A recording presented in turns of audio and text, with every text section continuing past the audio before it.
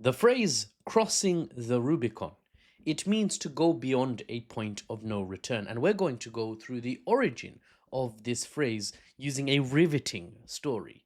Today, we delve into the story of a legendary general, a hero of Rome who definitely lived long enough to become the villain. Sit down, grab a cheeky drink, and join me as we retell the rise of the rise to emperor and eventually the fall of General Gaius Julius Caesar. If you're new here, my name is Mahfouz.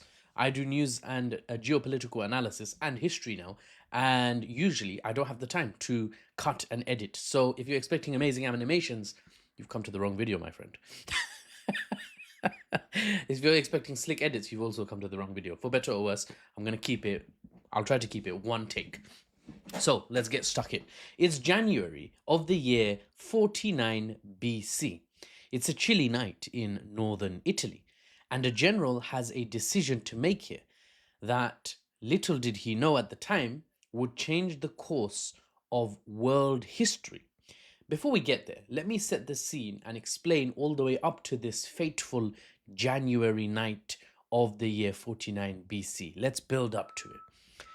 A powerful expansionist state dominates Europe, with its capital and seat of power in the city that remains to this day the Italian capital. So vital is this city, so central, the whole state is named after it. We're talking, of course, about Rome. To the north of the Roman heartland in modern-day Turin, Milan, Venice, at the time what was known as Gaul, France overall was Gaul, so this is a huge territory we're talking about, even stretching to modern-day Slovenia and Croatia in the northeast of Italy. The legions of Rome had conquered all, and one general was given a particularly sizable amount of territory to rule over in these frontier territories of the Roman state. General Julius Caesar. When Caesar's governorship, his control of the territory, was about to end because it expires under Roman law, sensing the power that Caesar held at the time, the respect, the prestige that Caesar had gained, as well as, of course, his military experience and triumphs, the civilians of the Roman Senate, the government, ordered Caesar to dissolve his army, now the fighting was done in the north, and report back to the capital of Rome alone, like a common man. The Senate, you see, feared that Caesar was in a position of strength so notable that he could, if he chose, use his army to rip control out of the hands of the elected civilian Senate into his sole military control. Caesar could do as instructed, but he no doubt wondered if the senators, sensing Caesar's power, would try to strip him of everything he had just to keep themselves safe. It wouldn't be fair, potentially. This was Caesar's worry, that I can't just go to Rome as a common man without my army because they might try some bookie ting. That's not how he probably didn't think those certain words, and he probably thought in Latin. Anyway, the Senate might do things just to keep themselves in power, fearing that Caesar had gained too much power while he was frolicking about in occupied Gaul, now France and Slovenia and Croatia, the northern territories. So Caesar marched his army into northern Italy and stopped just north of the famous Rubicon River. I'm not talking about the drink. You see, going beyond this river would be breaking sacred Roman law. You see, in ancient Rome, governors, like Caesar, are awarded something called imperium. Imperium is the right to command military forces. It's a status that's sort of applied on you. You can be a general now. Caesar was one such governor on whom imperium was bestowed. This is why he was a general with an army, and a formidable general and a formidable army he was and had. But all Roman generals must follow a rule. When you enter the Italian heartland, the Roman core territory, you must disband your armies. As soon as you cross into Italy, you lose your imperium, i.e., your right to command a military force. This was designed so that no hotshot general with a cheeky bit of ambition had a bright idea on some day of the week to use his army to take control of Italy, that the Senate in Rome did not award him control of. It's to prevent runaway power with the generals of Rome. Roman armies were for outside of Rome, for the fighting at the edge of the state, not for within, not for internal conflict. Any general who did not dissolve his army before crossing into the heartlands lost his right to lead his troops, the imperium I talked about, and immediately he became an enemy of the state who had committed treason by breaking sacred Roman law. Any soldier that had followed his order suffered the exact same fate. Treasonous outlaws, the lot of them. The Rubicon River, where Caesar had stopped north of, was that final border. Here he would have to disband his troops and head home to Rome alone, just like the senators ordered him.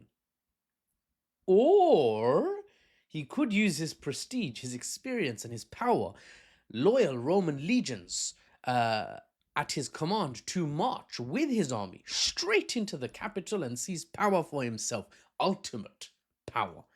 And now we are there, on that fateful January night in 59 BC, just north of the Rubicon. Let me just pause here. Yeah, sorry, I paused just to confirm. It's not 59 BC, it's 49. Sorry, that was a typo on my part. Here, on January of 49 BC, just north of the Rubicon, Caesar had his decision to make. And here Caesar famously said, "Iacta alea est," the die is cast. Dice being plural, the die being one die, one dice. He's saying, I've rolled the dice now, it's happened. Whatever happens, happens, but I've made an irreversible decision. He said this as he marched the 13th Roman legion south, crossing the Rubicon and making them all, himself and his army, outlaws and enemies of Rome. The Senate was informed very quickly. Caesar had crossed the Rubicon at the head of his army. The senators panicked, and many of them actually fled Rome. Caesar had triggered a civil war. Over the course of the next 5 years, the senators, having fled to the Greek territories of Rome in the far east, fought Caesar with their own armies and demanded that he relinquish power over the Roman heartlands. But Caesar held the Roman heartlands, he had them, and his military experience arguably was second to none. The economic backing that he had, second to none. You hold the core territories. So eventually he defeated the senators that had fled and declared Caesar a traitor. He had beaten them. With his armies, he had disintegrated the armies of his enemies, and he self-appointed essentially himself dictator for life in the year 44 BC. Remember, as the years go on, the number actually drops now because this is BCE. This is before the year 0. So it kind of goes backwards number-wise. Anyway, just 5 years after crossing the Rubicon, Caesar had become dictator of Rome for life. From here, he would have supreme power over the Roman Senate, the reformed Roman Senate, after all, that saw Caesar as the leader of the Republic now, not a traitor. History, you see, is written by the winners, for better or worse. The Republic had entered a dangerous new time of centralized control because the people were not ready for a king. That's why I call it dangerous. By 45 BC, Caesar held, or 44 BC, 45 BC, Caesar held supreme power. His crimes were absolved, his army pardoned for the treason they had committed by following Caesar south of the Rubicon. At this point, Roman citizens are said to have feared that Caesar would want to be officially crowned Rex, Rex meaning in Latin king. Some supported the idea, but it's fair to say the Republic had no overall desire amongst its aristocratic, impactful citizenry. They had no overall desire for a monarch to take the place of an elected Senate. By year 44, just 1 year after being crowned, or crowning himself, let's say, let's be honest, dictator for life, Caesar ran into some trouble, to put it very lightly. During a Senate session, because, the Senate still exists at the time, it's just Caesar that sits above them now. During a Senate session, roughly 60 senators pounced. They had agreed in advance that Caesar had taken they had agreed that Caesar had taken too much power for himself and may have wanted even more, may have wanted to become king. That was their fear, that Caesar would go beyond what he's already got, and what he's already done is already huge, right? Dictator for life. It could not stand. And so they stood together, the senators. They cornered Caesar and did the unthinkable. The dictator for life was just about to find out how short life really is. 23 stabs. 23 stabs. Proper Jon Snow betrayal style situation. This is actually where the Game of Thrones series got the inspiration from, if I'm not mistaken. The Caesar incident.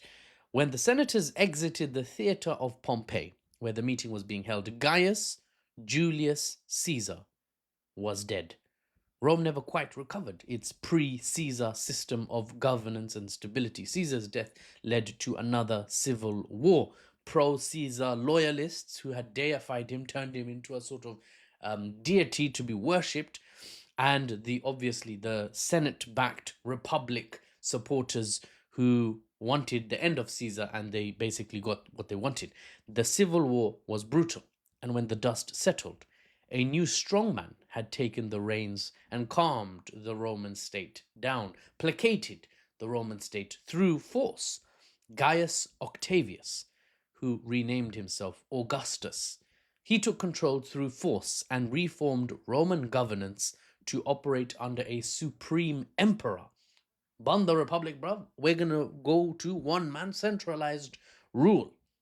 Now, for those who love democracy to a fault, this may sound like a bad thing. Augustus taking power, declaring himself emperor. Bruv, this is what they killed Caesar for, and now you've got a man who's just openly done worse, arguably. But Augustus, it has to be said, analytically speaking, brought stability and prosperity and democracy. Okay, not democracy, but stability and prosperity. Under Augustus was established the Roman Empire, built upon the dead husk now of the Roman Republic. After Augustus came 4 more capable emperors, and Rome achieved its greatest success, peaking during this imperial period. You know, the period of an empire being ruled by an emperor. Such was the stability of imperial rule under an emperor that this new period in history was a time where the Roman territories enjoyed stability and peace. There was very little internal conflict. So it's now referred to as Pax Romana, or Roman peace. And that's the story of Gaius Julius Caesar, the man who changed Rome essentially from a republic to an empire, and who changed history with it. All of it by making the fateful decision to cross into Italy at the head of his army rather than disband it, as was required by Roman law, by crossing the Rubicon. And for the unbiased news and analysis without the Western spin, head over to NewsBaba, my main page, or Mahfuz Talukdar 25 on the tube. And for the unbiased history without the Western spin, well, you're on the right page already. We've covered a lot of history, but we've got a lot more history to cover, about 3,000 years and a whole planet's worth. So subscribe, because we've got plenty of stuff coming, hopefully. I'm Mahfuz, and I'll see you on the next one.